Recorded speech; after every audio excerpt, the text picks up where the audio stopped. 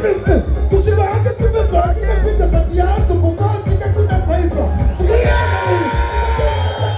Ukamuona watu malaika. Wote kama kumpatiza. Atapata ndio atakufaita. Ndio bwana ndike kidogo. Atake mtaka kidogo.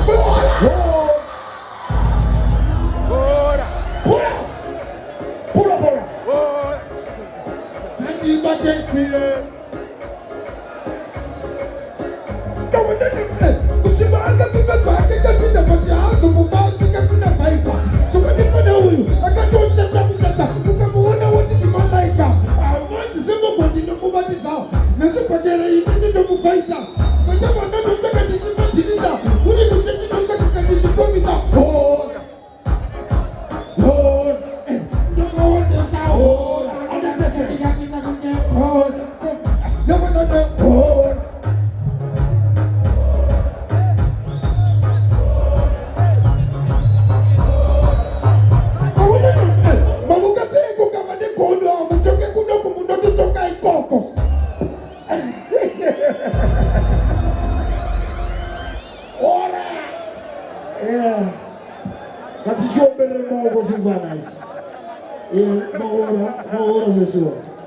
Totenda baba washo DJ Kepos. Thank you baba DJ Kepos. Amana kutambisa usiku hapa. Ladies and gentlemen, let's welcome another youth. Huyu anaitwa nani?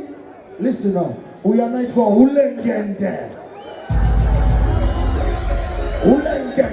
Haiko mambo. Bare. Ulengende. Ya mwino pura chamchi kwapa. Tatora mayutie zinaisa hapa. Nikatora kabila nikaisa hapa. Lem aswa pala awandana. Kapana mama chungoti sori papa. Don't let me fucking dance. Rikieta nema fotokopa. Makushita tumasauro buera. Come on, kukomba mombe sauda bomba. Sisa nopelera kusiti kubo. Umwe ata badona. Last time I'm kutoki. Haiko mambo. Kuliginde wangu donza tambo. It's very voicey. Digati anyengelele atweke. Bisati no visa atweke. Tirinya chimasa shatirike. Siya imafans atwike. Ati yete kusina kutiti yende. Marasta manyama manyemkwete. Nangwe wakapele seka nene tete. Sana socha leke awadi. Seka toyenda ere kana toyendelera. Tutenda ere kana tutendelera. Tonyenga ere kana tonyengelera.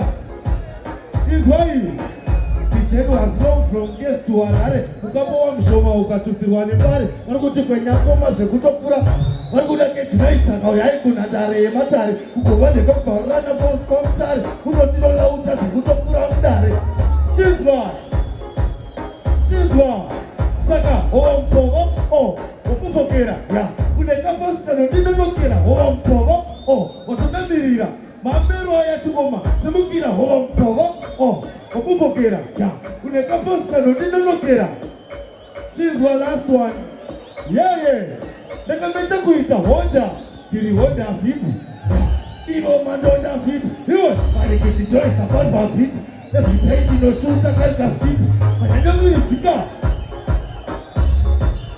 Mascara.